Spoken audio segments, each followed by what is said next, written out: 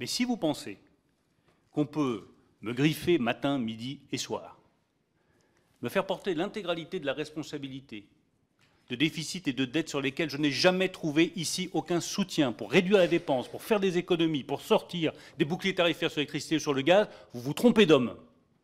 Allez vous adresser ailleurs. Les Français, je vais vous dire, ils sont effarés par l'évolution du débat politique. Ils ne sont pas effarés par mes propos.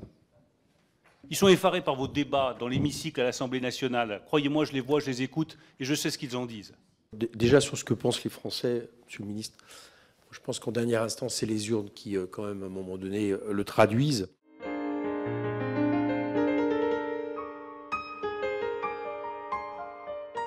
David Guiraud. Merci, Monsieur le Président. Bon, Monsieur Bruno Le Maire, quand j'entends votre introduction et aussi une partie de vos réponses aux questions qui vous ont faites, je comprends que vous êtes plus ministre des Finances, mais je constate quand même que vous avez gardé le ministère de la Parole. Mais c'est bien parce que vu que vous dites des choses, et je crois que c'est ce qui nous intéresse aujourd'hui, on va pouvoir aussi y confronter par rapport à des faits. Vous avez dit par exemple une phrase intéressante que je note, c'est que toute incertitude génère des attitudes négatives sur les entreprises et sur les ménages. Je crois que la question qui nous intéresse, c'est de savoir si vous n'êtes pas vous-même le générateur de ces incertitudes économiques.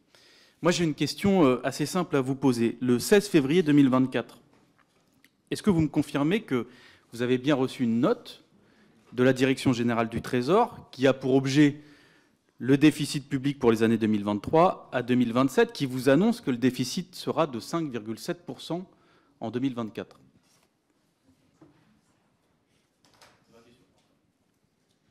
Mais toutes ces notes sont connues, Monsieur Guiraud. Là, vous découvrez la Lune. J'ai déjà fait le recensement à l'ensemble du Sénat au cours des 2 auditions que j'ai eues pendant près de 6 heures sur toutes les notes qui ont été adressées par le Trésor, par la DGFiP. Alors, si vous voulez que je le fasse, on va y passer un petit peu de temps, mais on peut parfaitement faire la chronologie de ces différentes notes. Vous les lirez avec attention, vous verrez qu'à chaque fois, la recommandation des services est de rester prudent, car ce n'est qu'en mars qu'on a la certitude avec l'INSEE des chiffres et que pour l'instant, ce ne sont que des évaluations. Donc je reprends les notes, puisque vous voulez avoir l'ensemble des éléments. Donc je rappelle qu'en 2023, nous nous sommes fixés un objectif de croissance à 1,4%, que l'avis du Haut Conseil des finances publiques en septembre 2023 juge plausible cette croissance et les évaluations de recettes qui vont avec. Le 4, le 6 et le 16 octobre 2023, une note de la Direction générale des finances publiques établit que les recettes vont être supérieures de 200 millions d'euros. Nous sommes en octobre.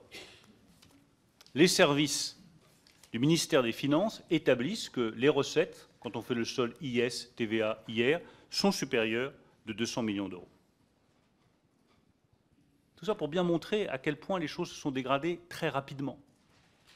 Le 27 octobre 2023, le Haut Conseil des finances publiques juge plausible nos prévisions de recettes. On est toute fin octobre.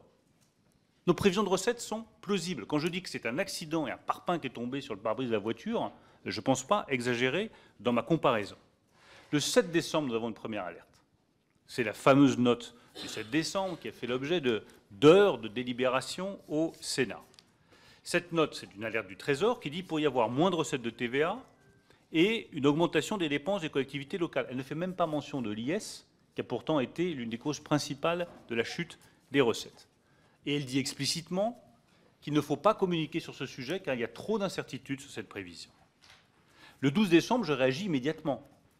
J'ai une alerte, je réagis immédiatement. Donc c'est intéressant parce que vous nous dites que vous avez des alertes. Probablement qu'en octobre, effectivement, les alertes, tout va très vite. Plusieurs mois plus tard, en février, vous me parlez de cette note du 16 février. Vous êtes allé 2 jours plus tard. 2 jours, Monsieur le maire. 2 jours plus tard, aller à TF1, en prenant et en annonçant aux Français, mais donc aussi aux investisseurs, donc aussi aux entreprises, donc aussi aux partenaires, aux collectivités locales, etc. Malgré le fait que toutes ces alertes, pour le coup, vous sont remontées en février. On n'est pas en octobre, on est en février 2024.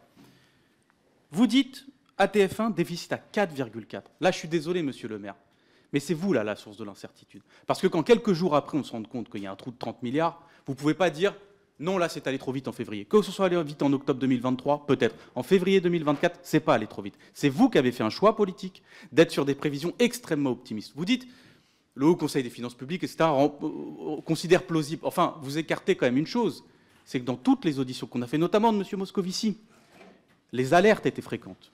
Les appels à la prudence étaient fréquents. Donc ça, là-dessus, il y a un problème. Dernière question, c'est sur la question du déficit structurel ou conjoncturel. Vous donnez beaucoup sur le déficit conjoncturel. Mais moi, quand je lis le projet de loi de finances, il est calculé, le déficit structurel et le déficit conjoncturel. Je m'arrête là-dessus. Projet de loi de finances 2023, 5,5% de déficit. Le déficit structurel est à 5,1%. La part du déficit conjoncturel, c'est 0,3%. 2024, 6,1% de déficit, dont 5,7% de déficit structurel, donc hors inflation. Donc qu'est-ce qui vous permet d'affirmer à ce moment-là que vous n'avez justement pas dégradé structurellement les comptes publics plutôt que de tout reporter sur la crise du Covid, qui est une crise, c'est vrai, mais sur lesquelles vous reportez absolument tout le déficit? Monsieur Bruno Le Maire. Oui.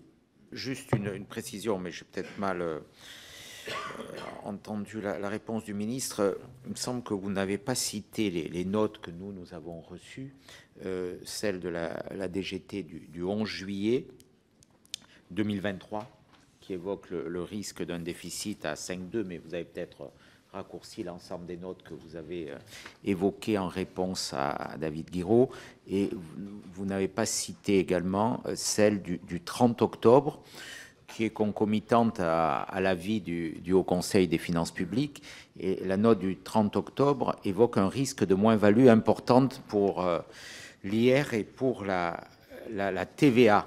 Et je souligne que, donc, dans le même temps, l'avis du Haut Conseil des finances publiques que vous avez cité évoque néanmoins la prévision de 2023 est qualifiée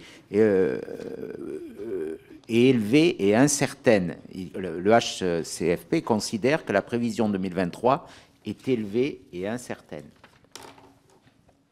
Oui, on peut citer en partie, elle la juge également plausible. Donc les deux vont ensemble. S'agissant de la note pour le 30 octobre 2023, 30 octobre 2024. 23. Je ferai le recensement de l'ensemble des notes et de toute façon, Note de la DG. l'ensemble des notes seront transmises. Je n'ai pas cette note dans le recensement que j'ai, donc dont acte. Moi, j'ai des notes de la DGFIP du 4, du 9 et du 16 octobre. Il peut y en avoir d'autres. Je vérifierai évidemment ce point. Et toutes les notes, de toute façon, sont mises à la disposition du Sénat et seront mises à la disposition de l'Assemblée nationale. Bonjour Monsieur le maire. Écoutez, je ne sais pas pourquoi vous vous énervez, Monsieur le maire, depuis 1h30, parce que ce n'est pas un procès politique. Parce qu'on n'a pas besoin de faire votre procès. Il y a un flagrant délit de faillite. Donc nous, on n'essaie pas de savoir si vous êtes coupable ou pas coupable. Vous êtes de toute évidence coupable, 7 ans ministre, 1000 milliards de dettes, dérapage historique des finances publiques, reprise de la désindustrialisation, reprise du chômage. Donc c'est pas le sujet. Nous, le sujet, c'est qu'on essaie de comprendre comment des gens aussi brillants et intelligents que vous ont pu à la fois tout bien faire et à la fois tout échouer. Parce qu'on n'aimerait pas reproduire les mêmes erreurs, parce que comme visiblement on est légèrement moins intelligent et brillant que vous, on est un peu plus prudent sur la façon dont on pourrait mieux faire les choses. Ma première question, c'est est-ce que finalement, c'est pas vous qui avez raison, le monsieur le maire d'avant 2017, quand il disait d'Emmanuel Macron, c'est du socialisme, un visage plus avenant, un visage plus ouvert, mais c'est toujours le socialisme. Emmanuel Macron, c'est l'homme sans projet, parce que c'est l'homme sans conviction, c'est de la soupe. Donc finalement, comme visiblement vous êtes responsable de rien depuis 7 ans, est-ce que le vrai responsable, c'est pas Emmanuel Macron, tel que vous l'aviez décrit avant d'être son ministre?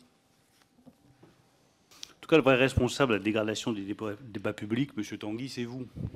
Parce que quand vous transformez des mensonges en vérité, forcément, il n'y a plus de débat possible. Vous dites qu'il y a des désindustrialisation. Et pardon, on a ouvert 600 usines. Et il y a eu 1 million d'emplois industriels qui ont été détruits avant. Donc quand on transforme le mensonge en vérité, de toute façon, il n'y a plus de débat public qui soit possible. Quand vous dites chômage de masse, et pardon, M. Tanguy, mais s'il y a bien une chose que la majorité précédente a réussi, c'est d'atteindre le taux d'emploi le plus élevé depuis 1974. Donc il n'y a pas de débat possible. Si, au lieu de partir des faits, vous partez des mensonges. Vous avez accusé les oppositions d'être responsables de toutes vos erreurs. Vous avez tous les pouvoirs entre 2017 et 2022. Vous avez l'Assemblée nationale avec une écrasante majorité. Donc vous faites le budget de A à Z et vous ne reprenez jamais d'amendements des vraies oppositions. Ensuite, en 2022 et en 2023, et même pour le budget 2024, vous faites des 49.3. Donc c'est vous qui écrivez le budget de A à Z. Vous en tenez la plume de A à Z. Les oppositions ne sont responsables même pas d'une virgule de ce budget. Et sur ces budgets 49.3, il y a les 2 plus gros dérapages de la Ve République. Donc si les oppositions sont responsables de toutes vos erreurs, comment un budget que vous avez écrit dans les couloirs de Matignon et de Bercy de A à Z peut être de la responsabilité des oppositions? Parce que si nous avions suivi vos recommandations, Monsieur Tanguy, je pense que nous aurions creusé le déficit encore plus largement. Bon, moi j'ai quelques observations courtes à faire.